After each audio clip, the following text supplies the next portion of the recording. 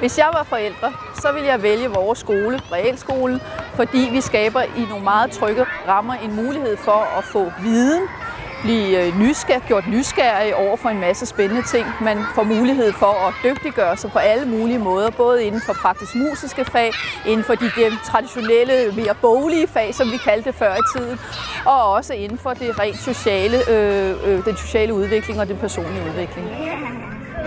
Realskolen er jo kendt for sin boglige faglighed, og den er vi også meget stolte af. Vi har nogle dygtige elever, når de forlader 9. klasse.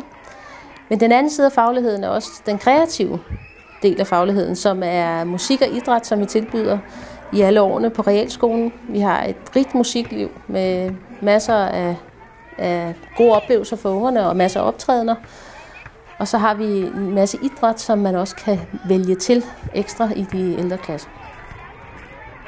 Således har vi også valgt nu at have engelsk fra 0. klasse, fordi børnene er så pokkers nysgerrige, når de er nede og er 5 år og 6 år gamle. Vi kan putte så meget viden ind i dem.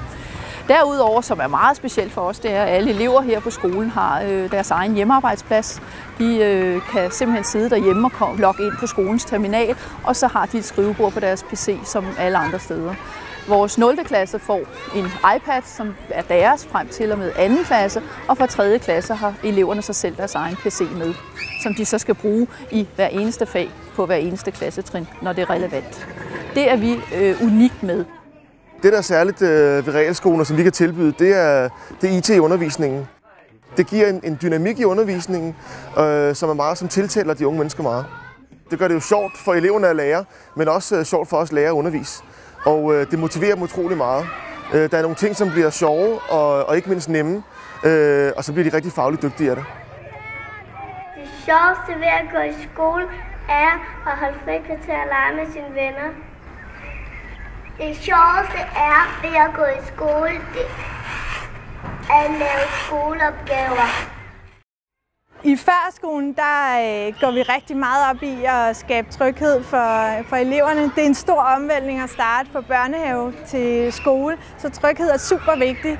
Og det gør vi blandt andet ved at danne nogle trygge rammer i forhold til gentagelser af rutiner. Det giver tryghed, nye kammeratskaber, og have en ny bedste ven giver os en rigtig god tryghed, og det gør mere åben for læring.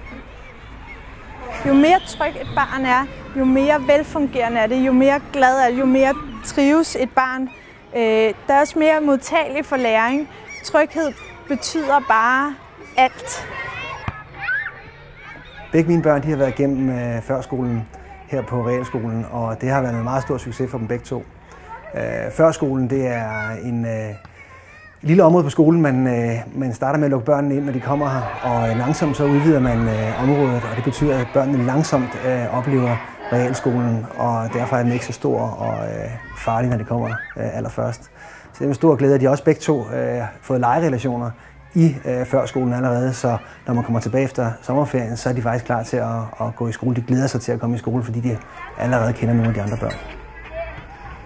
Man føler sig altid godt taget imod. Man føler, jeg er tryg ved at aflevere mine børn hver eneste dag. Altså selvom de måske har været kede af det, så ved jeg, at der bliver taget hånd om det. Og så kan jeg rigtig godt lide, at man gør sig umage med ting. Lige meget om man har formning, eller man sætter skolekomedier op, eller man skal lave sine ting.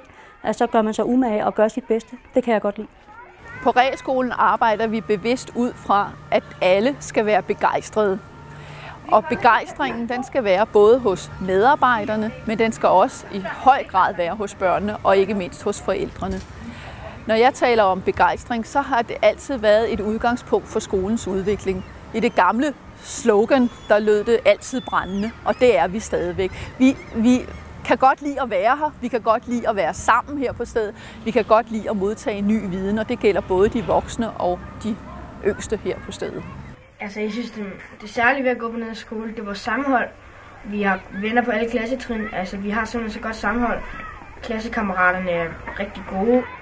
Jeg kender mange andre, hvor børnene er trætte af at gå i skole. Mine børn er glade for at gå i skole, og det er helt oprigtigt og helt ærligt. Der er ikke en eneste dag, hvor de siger, jeg vil ikke i skole eller sådan et eller andet. De vil altid i skole. Her på skolen har man maks 22 børn i klassen, hvilket for os var ret vigtigt, i og med at det giver en meget roligere klasse. Børnene kan bedre overskue klassen, og der er mere tid til den enkelte elev i klassen fra læreren, og det har vi ikke et øjeblik fortrudt. Her i fritidsåren, der vægter vi en god dialog med børnene rigtig højt og en god omgangstone.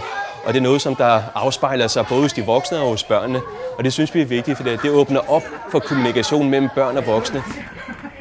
Fritidsordning er noget, hvor man kan lege, man kan spille kort, man kan spille rollespil. Der er mange sjove ting at lave. Vi prøver at tilbyde børnene en lang række af forskellige alsidige typer aktiviteter. Og det er for, at børnene de hver især har mulighed for at dyrke noget, som de synes er interessant. Og man så er sportsligt orienteret, at man er måske en lidt mere stille type, så er der plads til det.